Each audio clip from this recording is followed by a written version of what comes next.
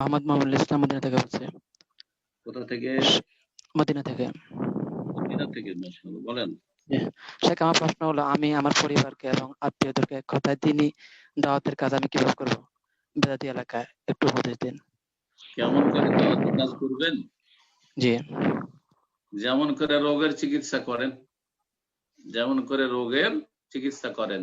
যদি কোনো রোগী আপনার বাড়িতে থাকে তো তাকে কোন ডাক্তারের কাছে নিয়ে যেতে হবে চিন্তা করবেন। যেই ধরনের রোগ আছে ওই রকমের স্পেশালিস্ট ডাক্তার খুঁজবেন, ভালো ডাক্তার খুঁজবেন, ভালো ডাক্তারের কাছে নিয়ে যাবেন। তারপরে যেই রোগ আছে, আর কয়েকটি যদি রোগ থাকে যেটা মারাত্মক রোগ, সেই মারাত্মক রোগের চিকিৎসা আগে করবেন। বড় রোগ, যেই রোগ প্রাণনাশ করবে, যেই রোগে এক্ষুনি মরে যেতে পারে, সেই রোগ তাড়াতাড়ি সারিয়ে কোন রকম করে তার জানটা বাঁচাবার চেষ্টা করে, তারপরে ছোটখাটো যেসব রোগগুলি রয়েছে পরে আস্তে আস্তে ধীরে সারাবেন।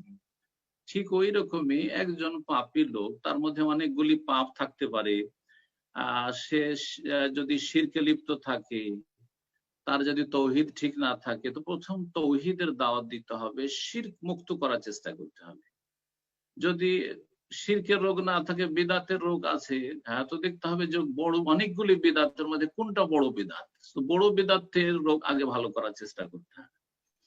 যদি দেখা যায় যে এই লোকটি 5 ওয়াক্ত সালাতও পড়ে না, আর তারপরে অন্য অন্য অনেক ওয়াজিবের ক্ষেত্রে ঘাটতি রয়েছে, আর দাড়িও নেই, টাকনার নিচে কাপড়, আবার স্মোকিং করে, জর্দা খায়, আর মিথ্যা কথা বলে, ঘুষ খায়, তাহলে আগে 5 ওয়াক্ত সালাতের দাওয়াত দেবেন। কারণ 5 ওয়াক্ত সালাত না পড়লে মুসলিম থাকে না, ঘুষ খেলেও মুসলিম ফাসেক থাকে, গুনাহগার মুসলিম থাকে, টাকনা নিচে কাপড় থাকলেও দাড়ি না থাকলেও মুসলিম থাকে, কিন্তু বেনামাজি মুসলিম থাকে না। সুতরাং তাকে আগে নামাজি বানাবেন। মাজার পূজারি হইলে নামাজের আগে ওকে মাজার মুক্ত করার চেষ্টা করতে হবে, কিন্তু 5 ওয়াক্ত সালাতের গুরুত্ব তাওহীদের মতোই, সুতরাং তার সাথে সাথে সালাতের কথা বলবেন, আগে সালাতের কথা বলবেন, আগে জাকাতের কথা। পয়সাওয়ালা লোক জাকাতও দেয় না, সালাতও পড়ে না, আগে জাকাতের কথা বলবেন না, হ্যাঁ, আগে সালাতের কথা বলবেন, আগে সিয়ামের কথা বলবেন না, আগে সালাতের কথা। এইভাবে আল আহাম্মু ফাল মুহিম, যেটা বেশি ইম্পর্টেন্ট, যেটা বেশি গুরুত্বপূর্ণ, সেটা গুরুত্বপূর্ণের আগে। শরীয়তের সমস্ত বিধিবিধান গুরুত্বপূর্ণ, সমস্ত কিছু গুরুত্বপূর্ণ, কোনোটাই গুরুত্ব লেস নয়, কিন্তু যেটা বেশি গুরুত্বপূর্ণ সেটা দিয়ে শুরু করতে হবে। এখন আপনি যাকে দাওয়াত দিবেন, আত্মীয় স্বজন বা গ্রামবাসী, তার রোগগুলিকে নির্ণয় করবেন।